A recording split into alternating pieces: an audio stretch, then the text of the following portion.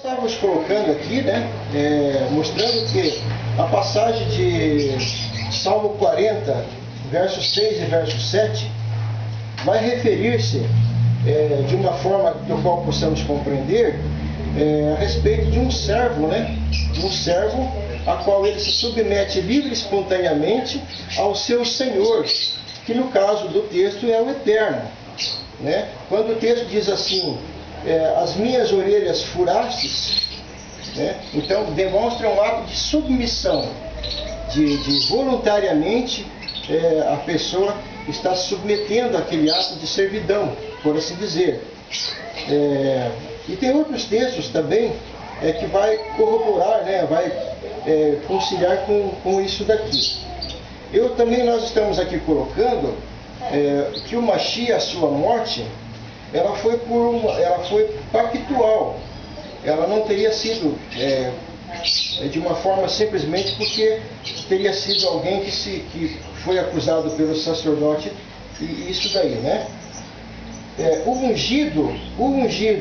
Esse ungido de Daniel 9, verso 26, o ungido será cortado, iria ser morto para selar uma aliança. Então aí por isso eu coloquei aqui essa passagem de Daniel aqui, né, que aí praticamente está muito claro o texto. Ele firmará uma aliança com muitos por uma semana, e na metade da semana ele fará cessar o sacrifício e as ofertas. Então claramente aqui está referindo-se ao sacrifício que é feito no templo, né?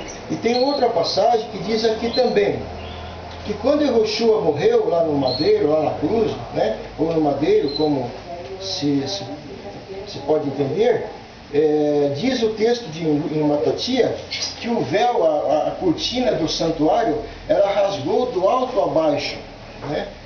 E até aquela trave que sustentava a cortina, ela caiu, né? E aquele lugar que separava o Santo do Santíssimo ficou aberto. O lugar que era tão sagrado que nenhuma pessoa poderia entrar ali no lugar santíssimo do santuário, a não ser, exceto o sumo sacerdote, uma vez por ano, segundo ao livro aos Hebreus e outras narrativas de Levítico, não sem sangue. No livro de Deuteronômio 16, me parece, eu tenho anotado de memória, me parece que é o 16, o Eterno diz assim, que o Moisés escreveu: ninguém virá na minha presença de mão vazia. Então, por essa razão, o sumo sacerdote também não poderia entrar na presença do Eterno, lá no lugar Kadosh, santo, de mãos vazias. Se ele fizesse isso, ele seria fulminado e seria morto. Tanto que o sumo sacerdote, né, ele tinha que se purificar, cumprir um ritual de purificação, só então ele poderia ministrar diante do Eterno. Então veja quão rigoroso é. Então quando o texto diz assim, ele fará uma aliança durante uma semana, e na metade da semana ele fará cessar o sacrifício, e realmente podemos entender que assim foi, porque nós sabemos que o Yehoshua HaMashiach morreu. Ele foi sentenciado à morte pelos romanos, né, em parceria com os sacerdotes da época, e ele morreu, né? E com a morte dele, no momento em que ele morreu, diz o texto que o véu, esse coloca-véu, mas seria a cortina do santuário, rompeu do alto a baixo. Só existe esse versículo em Matatiahu que confirma esse fato. Então aí fica o critério, digamos, de nós, né, aceitar ou não aceitar a narrativa do texto, que esse fato aconteceu, mas que ele morreu lá, que foi morto lá, não tem como negar. Isso é um fato bem histórico, bem documentado. Agora, se o véu a cortina, ela rasgou e caiu, só tem o texto para dizer isso. Não tem outro lugar para dizer. Se alguém disser para mim, mas tem um respaldo no Taná, no Torá, no Navi, então não tem. Eu não conheço, não tem. Só tem essa narrativa, né? E partindo de então, nós sabemos que, segundo o autor desse livro aqui, até ele tem algumas coisas aqui, depois eu vou apresentar para os irmãos, né? Ele é um historiador, mas infelizmente ele também dá umas torcidas ali, né? Como é o nome do livro? Esse aqui é o tal, né, a biografia, né? A biografia. E quem que é do Harry? Não, esse é outro. Esse é um tal de Jean Christian Petitfras, né? Petitfras. É um livro, assim, tem algumas coisas boas, mas tirando, de qualquer forma, a parte histórica do livro, ele vai bem, ele está dentro de uma realidade histórica. É certo que, como ele é, na verdade, ele é católico, romano, né? Tem alguns momentos ele dá umas torcidinhas, né? Umas puxadas, puxa a sardinha para e tal. Mas, de qualquer forma, ele também argumenta essa parte aí e outras, né? Então nós sabemos que o templo de Jerusalém, no ano 70, ele foi totalmente destruído. E todo o ritual que era feito no santuário também foi extinguido, né? Então realmente não aconteceu mais ali. Então quando diz que ele faria cessar os sacrifícios e as ofertas, né? Então realmente isso aconteceu, não aconteceu na hora ali, mas alguns anos depois, no ano 34, como parece, ele dá uma narrativa ali, parece que no ano 30, entre o ano 33 e 34, né? Mas quando chega no ano 70, nós sabemos pela história que o templo foi destruído, e desde então nunca mais se levantou. E o turno levítico, né, o sacerdócio levítico e os sacerdotes, todos eles não tinham mais onde ministrar. Então o sacerdócio acabou. Então o relacionamento do Eterno com os israelitas, ou do israelita para com o Eterno, era feito através dos sacerdotes, os sumos sacerdotes, né? E também tinha os sacerdotes, os turnos de 24 sacerdotes. 12 ministravam à noite e 12 ministravam durante o dia. E tinha todo ali aquele ritual que nós já sabemos, em muitas partes já sabemos, né? Então, só uma pergunta, se ele que cessa o sacrifício é o Mashiach, então esse seria o Mashiach. Ele cessar o sacrifício do templo. Esse seria o Mashiach por causa do versículo anterior, o verso 26, que fala que o ungido seria cortado. Não, lá sim, mas esse ele agora aqui, cessa o sacrifício, faria aliança com muitos, esse seria o Mashiach, porque a morte dele é real e histórica. E com a morte dele, Não, digo o que diz no texto lá, esse ele que cessa e faz aliança com muitos, esse é o Mashiach. Esse é o Mashiach. Porque diz lá, ele fará uma aliança, um pacto com muitos, por uma semana. Daí tem termos proféticos aí, não vamos entrar na questão aí, né? Mas na metade da semana ele fará cessar o sacrifício e as ofertas. Eu entendi que esse era o poder do príncipe, né? Não, mas porque ele é colocado também na posição de príncipe, né? Príncipe de Ela. Tanto que se nós lermos aqui o Isaías 49, verso 3, vai dizer assim, deixa eu ver aqui, Isaías 49, verso 3.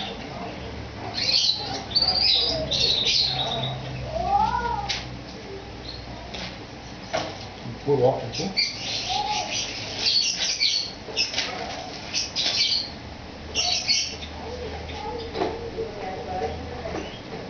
Aqui o texto aqui diz os servos do Senhor, né? E tal. Daí vai o verso 3, para não ler mais, para não ganhar tempo, diz assim, ele me disse, esse ele aqui, no caso do texto aqui agora, é o Eterno. Ele me disse, tu és o meu servo, tu és Israel, em quem manifestarei a minha glória, a minha honra. Então, tu és Israel.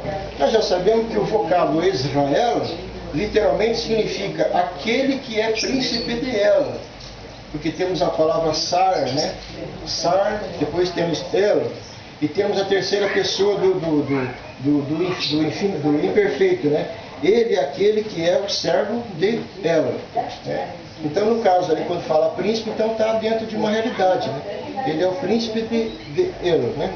Eu digo porque na minha tradução que ela é diferente, porque como nós estamos na tradução, né, sim. ela tem ponto e transfere para uma terceira pessoa, né, a leitura, falando do outro príncipe. Né? Como que está aí, irmão, nesse texto aí? Porque aqui esse príncipe, daí já é o príncipe da iniquidade, né?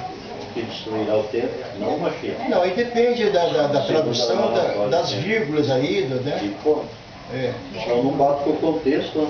Sim. Então esse príncipe que vem e destrói o sacrifício é o príncipe das trevas. Deixa eu ver aqui, só um instantinho. No caso do poder romano, né? Que o Mashiach não podia vir destruir, se envolver nesse lado, aniquilar o sacrifício. Não, aqui é o seguinte, ó. A pontuação direitinho, né? Aqui diz assim, ó, ele firmará uma aliança com muitos por uma semana. Mas na metade da semana, aqui essa semana é profética, ele fará cessar os sacrifícios e as ofertas. Tá, aí o versículo ponto final. Aí depois que isso é feito, aí sobre isso vem as asas da abominação. Aí virá o assolador daí para frente e vai atuar e vai entrar no mundo, né?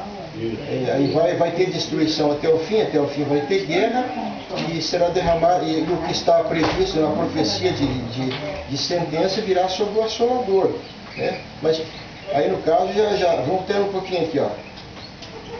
Assim, ó, o irmão pegou a palavra príncipe, ó. Depois das 62 semanas será cortado o ungido e não será mais.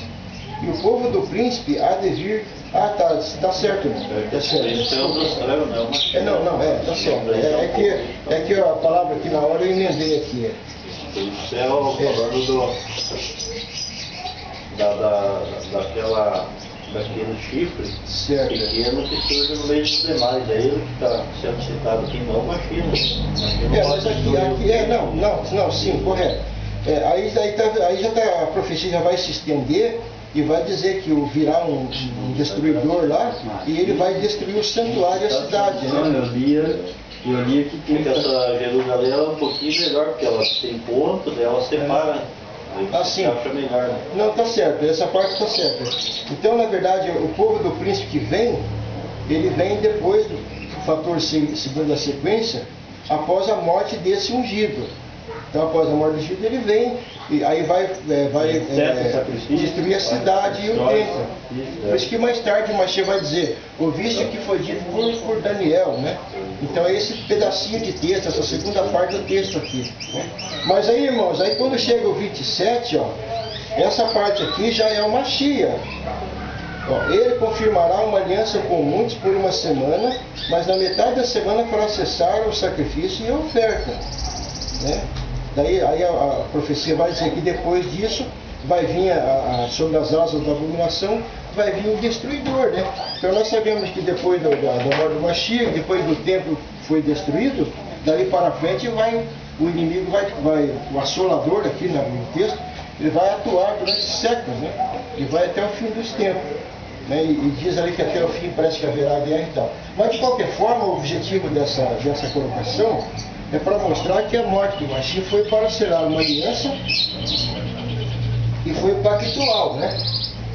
Eu tenho outras passagens aqui, mas para ganhar tempo, né, não vamos ler, né?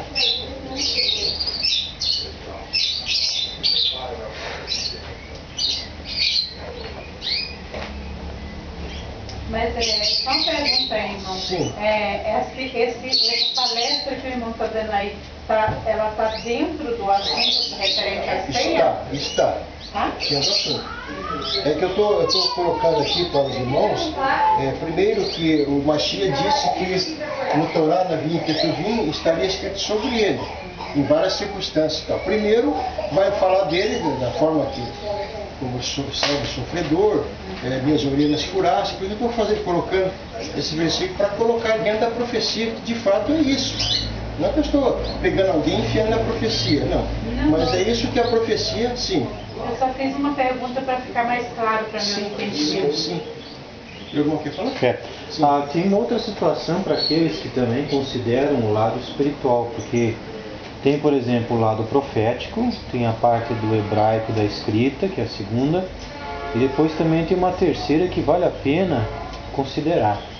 A consideração, no caso, que seria importante mencionar, é, de uma certa forma, quando o Mashiach, por exemplo, ele no caso, confronta Azazel, porque o livro de Enoque nos dá, por exemplo, os nomes dos anjos que caíram.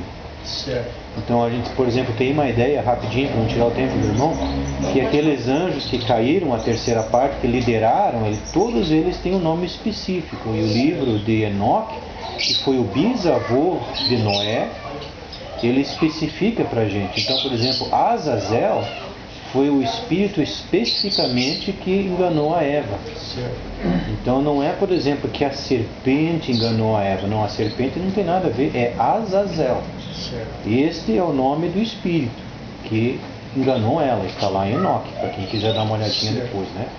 Então é o seguinte, quando Mashiach, então no caso, ele foi levado ao madeiro, o que a gente dá a entender?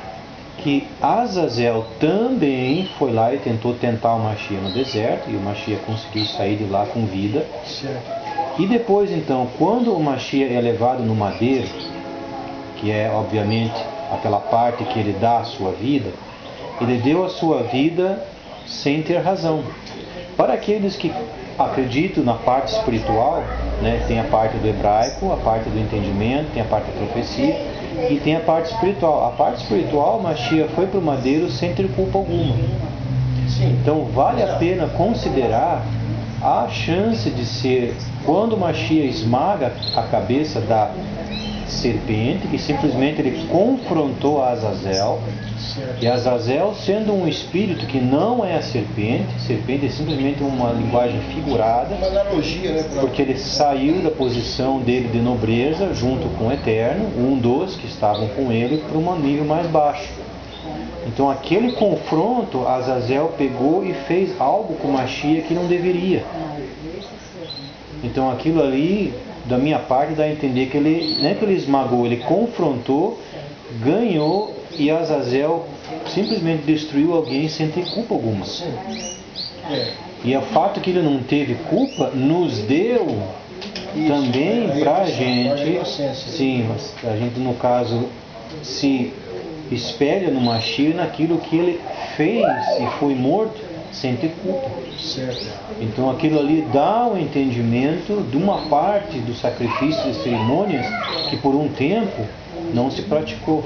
Então é uma parte da linha do Espírito para considerar, mas não é como estou dizendo. Tem a parte do hebraico, o entendimento da linguagem original, tem a profecia em si e o lado espiritual, né? Então vale a pena considerar aquilo também, né? É só aquilo que eu quero dizer. Correto.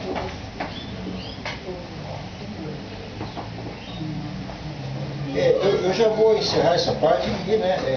São muitas coisas, mas não querendo assim, ser repetitivo, bater na mesma tecla, mas eu quero mostrar aqui, ó. Aqui eu tenho as passagens aqui que eu anotei, mas para não ficar longo, então depois, se o irmão quiser, eu posso tirar cópia aqui, daí está sendo gravado, nós podemos citar, citar as passagens ao invés de ler. Então aqui eu coloquei assim, o ungido iria ser morto para selar uma aliança. Né? Daí eu já citei aqui o Daniel 25 até os 27. Depois nós temos a passagem de Rocheia capítulo 2. Alguém pode ler Rocheia 2, 6 verso 2? Rocheia que é Oséias, né? Rocheia 6 verso 2. Eu vou achar uma outra aqui. Capítulo 6? Rocheia 6, 2. Eu vou procurar resumir a passagem para não...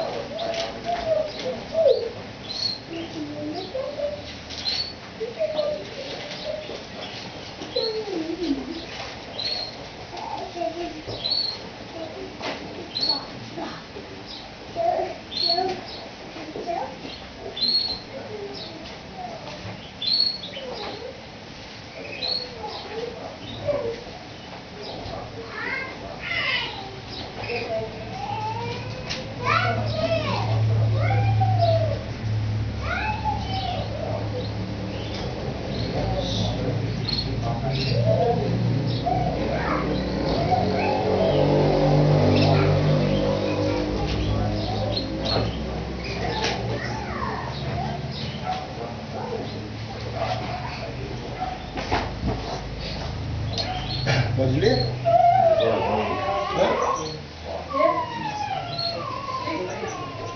6:2, quem vai ler?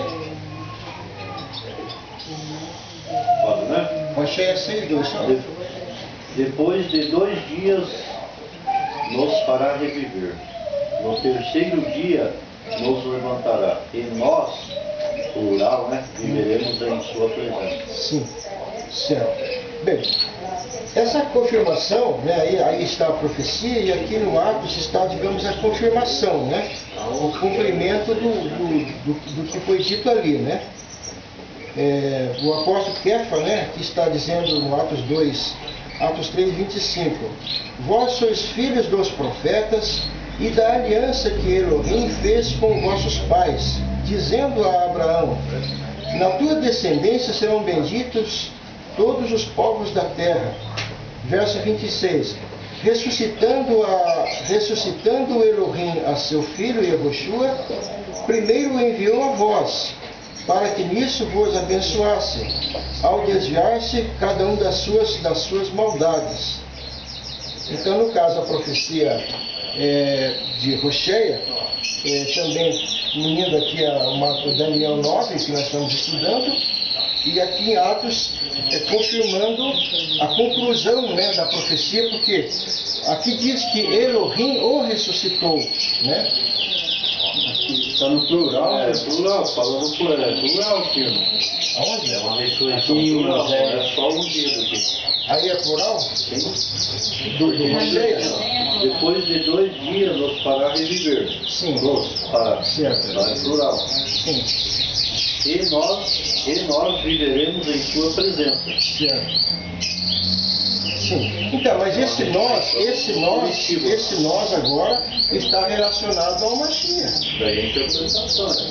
Bom, porque veja bem, como nós seremos ressuscitados, Porque não só o Mashiach teve mais ressurreição, né? Foi só ele que ressuscitou. Ressurgiu, né, no caso dele. sim, mas ainda que digamos que não seja, Não, mas nós podemos então isolar o texto. Mas Mas, está sim, dentro, mas não só ele, né? Ele também, né? mas, Ele mas também. porque o apóstolo Shaul vai nos dizer depois lá, que no caso Yehoshua, ele é a primícia da Aqui ressurreição. também está no plural. Sim, mas esse nós, no caso, depois de 2 dias ele nos dará vida. Esse nós é plural mesmo, né? Mas quem que é, mas não está o pronome dele aí, da terceira pessoa? Ele? Não. Não? Aqui Não, ele tá, né? Mas quem vai fazer viver, né? Ele é Deus, é o eterno, né? depois de 2 dias É ele pro nos nome ele, fará né? Ele, né? Mas reviver. Deus é o eterno. Certo. É o Criador, né? E no terceiro dia ele nos levantará, no Sim. plural. Sim. Esse ela é um E nós, no plural Sim. também, viveremos em sua presença. Na sua presença, na terceira pessoa e ele. Não. Nós viveremos na sua presença, né? Sim. Na presença do eterno. Óbvio. Então, mas claramente o texto está relacionado com o Mashiach, porque Também, depois de né? 2 dias, no Também. terceiro dia, assim Mas por não diante. só com ele. Né? Sim, não, mas primeiro ele, porque o apóstolo Shaul vai dizer que ele é a primícia dos que dormem. Então ele foi o primeiro. Através dele cumpriu o ato de redenção, então nós agora, vinculado a ele, é que teremos, no caso, essa ressurreição. Mas primeiro estudar, ele. né? Essa questão da ressurreição. Pois é, mas tudo bem, agora vamos aqui. Daí no livro de Atos, né? Só uma colocação do Novo Testamento, com a ressurreição do Mestre, houve mais pessoas que ressuscitou antes. Sim. Não Já só tem uma mais. passagem lá em Então Mateus. confirma com Oséias, né? Bem, Com a ressurreição do Mestre, Então, mas ressuscitando ele, junto com ele, através dele, por ele, aí vem os Por outros, ele né? não, né? Pelo eterno. Pelo Não, eterno. pelo eterno, claro, não estou dizendo que ele ressuscitou. O texto que fala do eterno. Por isso que o livro de Atos vai dizer aqui, irmãos, olha Peraí, aqui. deixa eu ver os Atos o quê? Né? Então, Os 3, 25, 26. Não, mas aqui o livro de Atos está dizendo que quem ressuscita ele é o eterno, olha aqui, ó. Daí tá. Ressuscitando o Elohim, então ele não auto se ressuscitou. Ele foi tá batendo ressuscitado por Elohim, né? Uhum. Ó, no caso aqui, ó, ressuscitando Elohim a seu filho, no caso está Yehoshua aqui, fala de Jesus, Certo. primeiro o enviou a vós. Então veja bem, por que aí vai entrar aquela questão da semana profética, né? Então, Do 22. mesmo depois, antes de morrer, ele foi enviado para quem? Para as ovelhas perdidas de Israel, não é isso? Tá. Depois de que ele morreu e, no caso, Elohim o ressuscitou, ele ainda continua mais uma parte do tempo com os próprios israelitas. Então é por isso que na metade da semana ele faria cessar o sacrifício. O que nós estamos falando, só que a profecia de Rocheia é de várias pessoas ressuscitando, não somente do Mashiach, como trazem. Né? Mas essas pessoas não ressuscitariam sem que primeiro ele tivesse se colocado na posição do primeiro a ser ressuscitado pelo Eterno. É que no Taná já tinha, né, ressurreição também. Certo. Já teve, né? Bom, então de qualquer forma, nós temos a confirmação aqui, né, que após a sua morte, o Eterno o ressuscitou, né? E ao ser ressuscitado, ele é enviado ainda para vós, né, os israelitas, né? Mas está dentro, a profecia, da mesma forma está dentro. Certo. Porque o Shaul vai dizer que, no caso, Yehoshua, ele é a primícia dos que dormem, né? No caso, dos que dormem, ele foi o primeiro a ser levantado nesse contexto aí agora. Mas vamos lá.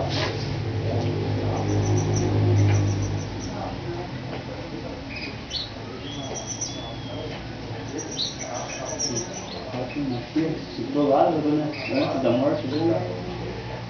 Então antes Porque vale a pena também, irmãos, a gente considerar o seguinte também, poder dar uma palavrinha. Sim. Vale a pena considerar o seguinte, que está certo que a Torá nos indica tudo aquilo que é relacionado com o que o Eterno, o Tetragrama, quer, através de suas funções.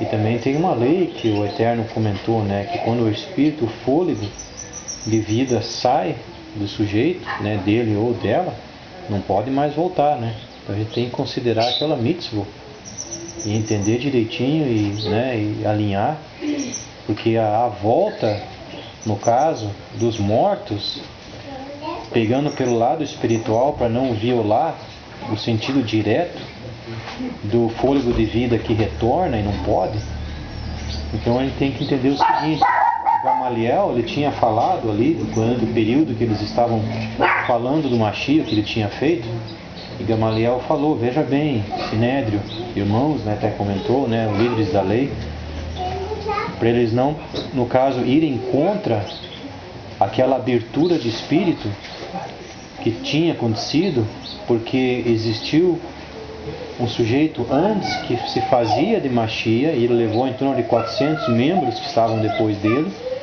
e ele acabou sendo, né, padeceu, e aquelas ovelhas, ou então aqueles membros que estavam junto com ele, no caso foram dispersos, e nada se aconteceu. Nada o que? Nada continuou ou fez continuar aquela linha do Espírito. Então quando se fala de uma morte, não se fala sempre no lado físico, mas sim uma continuação de uma linha de Espírito que veio lá de trás, através principalmente dos profetas que mantiveram aquela linha. Daí quando o Mashiach, no caso, ele vem, ele faz o que tem que fazer, completa a festa da primavera, ele é colocado no madeiro. Sim, será que ele volta realmente fisicamente? Ou é o período que ele falou, esperem então por este período da morte dele até a vinda de Ruá, para completar aquilo que Yoel tinha falado no 2º capítulo, para que venha o Ruá e ajude o seu povo em espírito, em sonhos e visões, e a partir dali em diante levar o seu povo e reconectar no espírito. Então aquela reconectação que acontece no espírito, que se entende como voltar dos mortos, mas não é voltar fisicamente, e sim é no espírito. Daí a Torá fica intacta e o entendimento do espírito então continua, e os sonhos e visões acontecem. Tanto é que Shimon teve visões e sonhos, Shaul teve visões e sonhos, e todos aqueles Shilishim que estavam com eles também tiveram visões e sonhos, que foi exatamente aquilo que Yoel tinha falado. Então vale a pena considerar uma situação espiritual ao invés de ir voltando em carne. Porque eu tenho para complementar, né, o que o irmão está falando, tem Isso, mas é para estudar mais para frente, não. É Celso, né? O nome do. Ele viveu no século I, lá ele fala que a ressurreição, da forma que é contada pela igreja, é para esconder a verdade do que realmente aconteceu. Então, igual o irmão falou, né? A forma que está sendo contada, né? E tem que ver no Ibarco, porque no Ibarco ele não dá essa marca. Essa tradição que nós temos vem apenas de Tertuliano. Eles aplicaram isso aqui à pessoa de Cristo, né? Essa passagem aqui está se falando de outra coisa lá atrás. Interpretação ocidental aqui, quando nós lemos isso, ficava para Cristo, né? No caso, o cristianismo. Por isso que vale a pena a gente Tertuliano fez essa interpretação e lançou na Vulgata. Daí é questão de textual, né? Porque a questão da ressurreição do Mashiach, que nós entendemos aí que teria acontecido depois de 3 dias da sua morte, ela vem, na verdade, ser, digamos, o cerne da questão. O apóstolo Shaul mais tarde vai dizer, se Mashiach não ressuscitou, não teve a ressurreição dele, então debalde ou inútil a vossa fé. Então tudo está vinculado a ele, né? Então se essas coisas não sucederam assim, então nós também estaríamos assim meio perdidos. E a forma, né, irmão? Que é contada na ressurreição. A forma ela quebra da Torá. A ressurreição, a forma que a igreja pôs, né? De carne, osso e tal, né? E se estendeu ao céu de carne e osso. Essa é a forma que a igreja. Nós podemos, assim, numa outra oportunidade, estudar esse fator, né, mais focado nisso. É um outro assunto. Mas o que vai dizer é isso aqui. Porque nós sabemos que, baseado em todas essas narrativas, né, está escrito que o Eterno não deixaria o seu ungido do Sheol, né? Enfim, também não teria... Não dá tempo definido, né? Ele não ficaria no Sheol, esse salmo é dito para Davi. Sim. Davi também não ficaria no Sheol. A mesma parte dita para Mashiach é a mesma passagem dita para Davi. Aí eu pergunto, Davi ressuscitou? Não, mas o Eterno diz que ele não ficaria no Sheol. Aí é uma questão de interpretação, saber se nesse sentido aí, depende da fé do presente. Nesse sentido aí, baseado então, no caso, todos os que já morreram e aqueles que vão morrer ainda, vão ficar retidos na sepultura e tal. Mas então, a gente leva a entender que no caso do Mashiach, por exemplo, com as pregações do Shaul, porque nós sabemos que o Shaul vai para, depois de todo aquele episódio que aconteceu com ele, né, ele vai para a Ásia, né, para a Grécia, vai procurar os da diáspora, né, vai na sinagoga e tal, e ele vai falar que, no caso, Yehoshua, Ben Yosef, nele teria se cumprido o que estava escrito aqui. Né? E se no caso Yehoshua não tivesse lá na sepultura mesmo, tivesse continuado lá, então seria um trabalho inútil ele sair. Como é que ele ia dizer que Yehoshua era um ungido? Né? Tanto que nós sabemos que... como nós estamos falando, tem várias coisas escritas, né, na Torá, na Bíblia, sobre o Mashiach. Mas a respeito da ressurreição deles, não existe quase nada no Mashiach. O Tanar não fala, o irmão leu a ressurreição no Tanar, não tem lá vídeo, aí outro termo lá e dá outro sentido. Como o irmão está falando, existem várias coisas que se cumpriu. Na pessoa do mestre está escrito, mas sobre a ressurreição. Porque nós sabemos assim, o Tanar vem falando dele, já começa em Gênesis 3,15, não é isso? Não, então. Aí vem vindo. Primeiro o Torá, depois vai vir o Gerim, o Ketuvim. Na verdade eu fiz errado, é o Ketuvim que vai aqui, ó. Vem o Ketuvim, depois o Neviim. Então o Torá primeiro, depois vem o Ketuvim, que é o Salmo, né? Nesse contexto. Aí vem os profetas. A leis, profetas e os escritos, ou os salmos, né? Então quando chega em salmos aqui, aí já começa a abrir, como diz um leque, né? Que vai falar dele já de uma outra etapa, quais são as suas funções, por assim dizer. E vai indo. É claro que não está explicitamente tudo que ia acontecer com ele nessa posição, não está lá, né? Muitas coisas iriam surgir depois. Não dava para pegar aqui, escrever tudo já e deixar tudo prontinho. Então teria que passar o tempo, as causas, né, para depois ir vendo o que foi se cumprindo.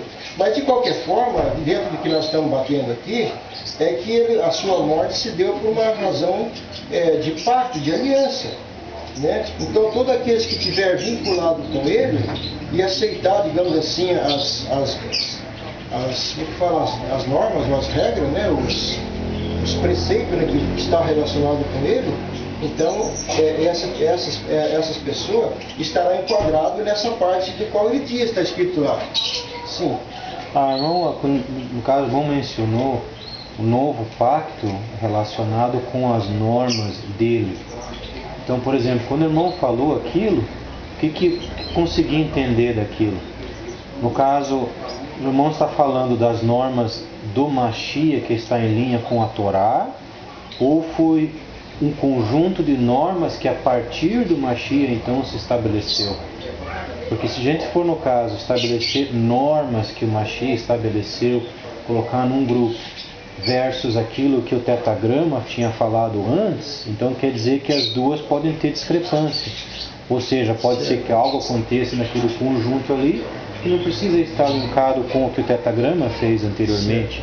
Então, como é que o irmão, no caso, explica aquilo ali? Porque concernente ao Mashiach, pelo que a gente consegue entender, foi que ele veio para completar aquilo que os profetas, no caso ali, tinham falado, e sem, no caso, retirar, e sem, no caso, adicionar. Só que se o Mashiach, no caso, ele está numa posição que ele inicia um grupo, um novo grupamento, vamos dizer, de leis para que aqueles que creiam nele consigam, então, obter algo que esteja não relacionado com a Torá, não seria, no caso, uma quebra de Torá em si, de estabelecer um novo grupo de entendimentos ou então requerimentos? Não seria, porque se nós voltar um pouquinho atrás, relacionado ao Mashiach, antes desses fatores aqui, da morte e coisa assim, nós vamos encontrar ele fazendo um trabalho de divulgação, de pregação entre os próprios israelitas. Né? Até esse trabalho da qual ele vai fazendo, abordando lá até os fariseus ali entrando em conflito com ele vai, muitas pessoas que acabaram crendo naquela mensagem que ele estava levando. Mas qual que era a mensagem que ele levava? Então, a finalidade, primeiramente nós podemos perceber que o Mashiach, a primeira base da sua pregação era um reino. Era trazer de volta, né, a mentalidade do povo, o estabelecimento do reino do Elohim, né? Então ele já começa por aí.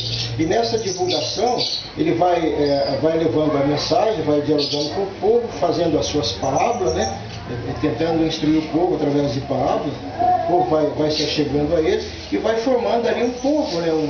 Até nós temos outro estudo sobre os Noxirim, né? Ele vai formando um outro partido, porque no contexto de Jerusalém, Cafarnaum, Israel, já existia alguns outros grupos, né? Que formavam, que também tinha partidários, né? E daí quando ele começa a fazer o seu trabalho, então por que desperta depois a fúria, né? Dos fariseus e dos saduceus? Porque não está escrito propriamente, mas certamente muitos dos que eram partidários dos fariseus e saduceus, né? E até quem sabe de outros partidos, deixaram dos seus partidos e foram por seguir ele. Sempre diz que havia uma grande multidão que o seguia, né? Então essas pessoas foram se chegando a ele e com isso dá-se origem a um novo partido, um novo movimento. Então até esse momento aí nós não encontramos o Mashiach, no período em que ele esteve atuando com a sua mensagem, em nenhum momento ele está ali desacreditando a Torá de forma nenhuma, pelo contrário, ele acaba repreendendo ali os fariseus, os sacerdotes, que haviam até extrapolado, utilizando aí da própria Torá para poder oprimir o povo, estabelecendo leis que não eram da Torá, algumas regras e assim por diante. Então eles pegaram a Torá e colocaram ela como um peso em cima do povo. Então por essa razão é que havia conflito entre o Mashiach e os fariseus. Então ele vai formando ali um novo partido. Do Mashiach para cá, começa uma nova época, uma nova etapa no tempo, né? Então muitas coisas que estavam relacionadas com o israelita, quando ele sai do Egito, né? E vem até Canaã, e depois no período de Canaã e assim por diante, nós podemos ver pela história que muitas coisas foram mudando, né? Cada época é sua época. A qual coisa se mudou, irmão? Que o Mashiach mudou, assim, no partido dele, assim. Ele mudou do que acontecia lá atrás, que nem a saída do Egito, o irmão pôs agora. Sim. Não, estou dizendo assim, a história de Israel é longa, ela começa, digamos assim, vamos pegar do Egito para cá, né? Embora comece antes também. Então ela vem até o Canaã, não é isso? Porque, porque eu entendo assim que o Eterno, o que ele instituiu como lei lá atrás, isso é algo que Sim. jamais o Mashiach poderia, né? Inovar, mudar aquilo que já foi. Sim. Né? Certo. Mas você não vê o Mashiach, pelo menos narrativa, ele entrando em conflito com os fariseus, principalmente, no sentido de que ele estaria desacreditando a Torá. Não, mas pelo contrário, ele estava até afirmando a Torá. Sim. Vale a pena também entender o seguinte, duas situações. Uma delas é que a Torá, por exemplo, fala do caráter do tetagrama, né? Sim. E também a palavra Elohim, por exemplo, a gente sabe que tem ali uma situação naquele nome, que, por exemplo, pode ser singular ou plural, do masculino, só que essa palavra não tem uma raiz, Elohá, por exemplo. Então, aquele autor que escreveu partes da escritura, ele decidiu usar Elohim como uma divindade, ou então El. Uma situação que vale a pena mencionar é, no caso, Adonisedec, depois que Abrão ele sai do combate, que ele vai encontrar Adonisedec, que é o que? Um personagem que está no livro de Yasha. Então, Malquisedec, ou no caso Melech Zadik, que é o rei justo, o nome dele já está dizendo, é Adonisedec. Então ele trouxe, no caso, pão e vinho e comentou com Abrão. Ele falou então que El deu para ele aquela vitória. Só que qual é o espírito que está sobre Abrão? É o tetagrama na sua função de Gibor. Gibor, então, é o tetagrama na sua função ali que está dando o combate. Então a vitória está com ele. Só que quando Abrão vai conversar com Adonisedec, o que acontece? Abrão fala diretamente: este El que você está informando é o tetagrama que está com ele. Então, Adonisedec tem uma parte ali que fala que é um sacerdote, mas de El.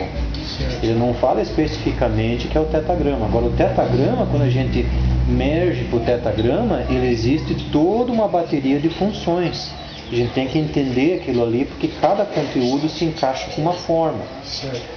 Ao contrário, Elohim ou El, você não consegue traçar aquilo de volta para o tetagrama. Então, aquela é uma situação. A segunda é, no caso, o Mashiach. O Mashiach ficou um pouquinho complicado de entender quando se torna uma situação com El, porque a gente não consegue encontrar a função do tetagrama as Yeshua or Yasha. Entende? Então o que dá a entender? Sai o tetagrama dali e entra um El. Este El fica meio obscuro. Porque você veja, irmão, quando a gente, no caso, considera ou pondera uma situação que vai além da Torá, a gente tem que ter alguns requerimentos, no caso de um outro grupo, uma nova aliança, vamos dizer, que o Mashiach fez. E como é que vai funcionar esta aliança? A parte do tetagrama na sua função de Yasha, ou de Salvador, tetagrama como Salvador. A gente considera El essa divindade e o Mashiach como Salvador e começando algo novo, então a gente sai daquela função e vai para um El que é difícil de a gente conseguir traçar aquilo numa função que é do tetagrama. Então, por exemplo, se vai usar o nome dele e o sangue dele para começar essa pactuação, então daí se difere um pouco da Torá. Então aquilo que a gente está tentando, no caso, estabelecer o porquê que o novo grupo surgiu e o que leva a esse novo grupo, o sangue dele, que é no caso aspergido por aqueles que pecam, só que daí a Torá nos protege dizendo que ninguém pode ser levado à morte em prol de outro. Tem também lá em Salmos, né? E a Torá é bem específica, né? Que não pode fazer aquilo. Então, no caso, quando acontecia o sacrifício, que o cara que era o pecador, ele levava o animalzinho lá, só que o sacerdote, ele não sacrificava o animal. O sacerdote simplesmente ele dava a faca na mão do pecador e o pecador tinha que degolar o animal na frente do sacerdote. O sacerdote que estava limpo, que já fez sacrifício para ele de manhã, ele chegava próximo ali do cara com pecado e o sacerdote não podia fazer aquele sacrifício, porque o sacerdote não tinha pecado. Então não faz sentido, sim, não faz sentido para a gente entender o sacerdote sem pecado matando um animal em prol do outro. Então aquele que é o pecador pegava somente a faca, o utensílio da mão do sacerdote que inspecionava a faca, tinha que ter um fio completamente limpo, dava na mão do pecador e o pecador matava o animal. Então, no caso, esse novo grupo que a gente está vendo, que dá a entender que está a parte da Torá, ele pega e beneficia quem, em nome de quem, deste El que está ligado com aquilo, e não o tetagrama com o Yasha. Como é que a gente consegue entender as duas dinâmicas? O irmão podia dar uma explicação para aquilo ali? Nós estamos assim tentando fazer uma conciliação, não fazer, mas avaliar questões das narrativas dentro desse contexto aqui. Então veja bem, eu já havia colocado aqui, eu já tinha colocado aqui, ele iria ser morto para ser uma aliança. E isso está bem fundado pelos textos aqui, tá? Se houver algum probleminha, a gente pode até avaliar o texto depois. Mas pelo menos por base, a passagem de Daniel aqui, eu creio que ela está bem clara. É uma aliança que faria exceção ao sacrifício. Aí é um ser humano, que no caso iria passar por esse processo. Depois aqui, e essa morte exigiria derramar sangue, né? Porque, claro, nós sabemos que no caso do Mashiach, desde que ele começa a ser açoitado ali no penhorinho, por assim dizer, né? Aquelas 3 açoites ali, né? E até ele chegar lá digamos, no monte lá e tal, e depois ser crucificado, daí vem lá todo aquele suplício, coroa de espinho e tal, então o sangue certamente ia escorrendo, né? Então esse sangue tinha uma finalidade de aliança. Então diz aqui, exigiria derramamento de sangue, que era o que o irmão colocou ali. Ao matar o animal, o sangue era derramado daquele animal, em prol do pecador. Então no caso aqui, este sangue, no caso do Mashiach, agora, ligado ao Daniel 9, ele selaria uma aliança. Então nós vamos agora para o Leviíno. Eixaia 42, versículo 6 e depois o 49. Vamos ver aqui, irmãos. 42. Nós estamos dentro do Taná aqui, 42? Eixaia 42, verso 6. Vamos ver o que diz aqui.